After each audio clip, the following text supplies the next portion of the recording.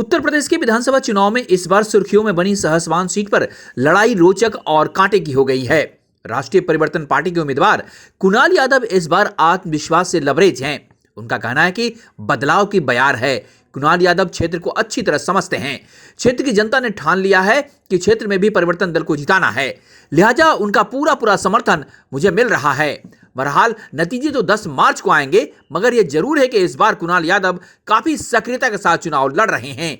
लगातार वे गांव का दौरा कर रहे हैं, समाज के अलग अलग वर्गों के बीच अपनी उपस्थिति दर्ज करा रहे हैं। उनके कार्यक्रमों में अच्छी खासी भीड़ भी देखी जा रही है। देखना शेष है कि लोगों का यह हुजूम उनके पक्ष में वोटों से कितना तब्दीली होता है। हम यहाँ लोगों से बस मिलने आए हैं, उनका हालचाल पूछ रहे हैं। मुद्दे तो आपको पता ही है, जहाँ पे इतनी बेरोजगारी है, लोग डेवलप नहीं हो पा रहे हैं। और जहाँ तक देख रही हूँ मैं, मोदी जी के जितने भी हैं चूल्हे मैंने कहीं देखे नहीं है। सारे रोटियां उसी पे बना रहे हैं जिसपे आप देखिए पुराने जमाने पे ही है। मैंने तो एक भी घर में नहीं देखा। जी। तो वो जिनसे पूछते वो 800 रुपए के सिलेंडर, मेरे को भी नहीं रेट पता था, यहाँ पे आके पता लगा। तो मेरा तो हृदय परिवर्तन हो गया। 4 दिन ही हुए मुझे। मैंने इससे पहले कभी कोई कैंपेनिंग नहीं करी है। जी। मैं बिल्कुल जेन्युइनली सीधी बात करती हूँ। मुझे कुछ भी नहीं दिखा यहाँ पे। लड़कियाँ, छोटे बच्चे, बड़े, कोई भी मुझे ऐसा नहीं लगा कि यहाँ पे किसी ने कभी ध्यान दिया है। इस इलाके में डीपी यादव काफी लोकप्रिय हैं और वो मेरे पिताजी हैं। जी। और मंत्री जी से बढ़िया इंसान, मतलब मैं उनके घर में रहती हूँ, बहू की तरह नहीं बेटी की तरह रखा है। ठीक है, पहली बात। दूसरा, एक उन्होंने यहाँ पे कॉलेज बनाया है, जिसकी वजह से मैं समझती हूँ कि इतने लोगों ने आके, मतलब खुद ही बोलते हैं कि उन्होंने एक कॉलेज बनाने की वजह से कितनी लड़कियां यहाँ से, कितने बच्चे पढ़ के गए और उनसे हम जुड़े भी हैं। जी। और आज वो उस टाइम को याद करते हैं कि हाँ, वो एक टाइम था जब हमने काफ़ी यहाँ पे डेवलपमेंट देखी, सब कुछ हुआ। लेकिन 10 साल हो गए। अब इन लोगों को भी समझ में आ रही है कि हमने किसे वोट दिया और क्या गलती करी, क्या नहीं करी। वैसे परिवर्तन दल के उम्मीदवार कुणाल यादव को लेकर जनता और मीडिया की रुचि के पीछे उनकी अपनी पृष्ठभूमि भी है। गौरतलब है कि कुणाल यादव पूर्व सांसद डीपी यादव के पुत्र हैं, जिन्होंने इस क्षेत्र का कायाकल्प किया है। वैसे कुणाल ने अपने बूते भी अपनी अलहदा पहचान बनाई है। फिलहाल वह सहसवान सीट पर विधानसभा चुनाव में अपनी इसी पहचान के साथ लोगों के बीच हैं और अपनी जीत के लिए जोर आजमाइश कर रहे हैं।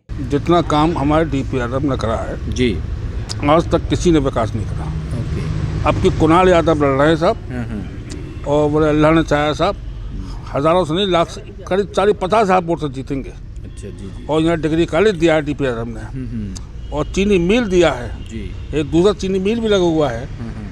बहुत काम करा है। यहाँ कोई अलाई दलाली, और दूसरी पार्टी हमेशा रही है सापा की, सिवाय दलालियों के अलावा थाने ले लेते हैं बोल ये लोग, इसके अलावा दूसरा कोई काम नहीं है यहाँ पर साहब। सुना साहब, और कभी एक सड़क नहीं बनाते सहसवान के अंदर, ये रिकॉर्ड है आज भी। कुणाल लगातार ऐसे मुद्दे उठा रहे हैं जिससे प्रतिद्वंदी उम्मीदवारों को कटघरे में खड़ा किया जा सके। उनका आरोप है कि विधायक ने यहां से जीतने के बाद क्षेत्र को बिसरा दिया, विकास का कोई काम नहीं किया। वे उन्हीं खामियों को गिनाकर अपनी खूबियों को फलक चौड़ा करने का प्रयास कर रहे हैं। लड़ाई में कुणाल मजबूती से लड़ाई लड़ रहे हैं। वैसे कुणाल स्वयं यह मानते हैं कि इस बार उनकी जीत को लेकर कोई संदेह नहीं, तस्वीर पूरी तरह साफ है। यहाँ जो है एक चीनी मिल लगाई है मंत्री ने, दूसरा भी चालू है, और डिग्री कॉलेज बनाया है पढ़ने के लिए, बहुत सुविधाएं लड़कियों के लिए, बहुत आराम है यहाँ पे, बहुत विकास है। मंत्री यहाँ जो है क्या नाम है, 7 साल जेल में रहे, जब भी नहीं कोठी खुली रही है जी।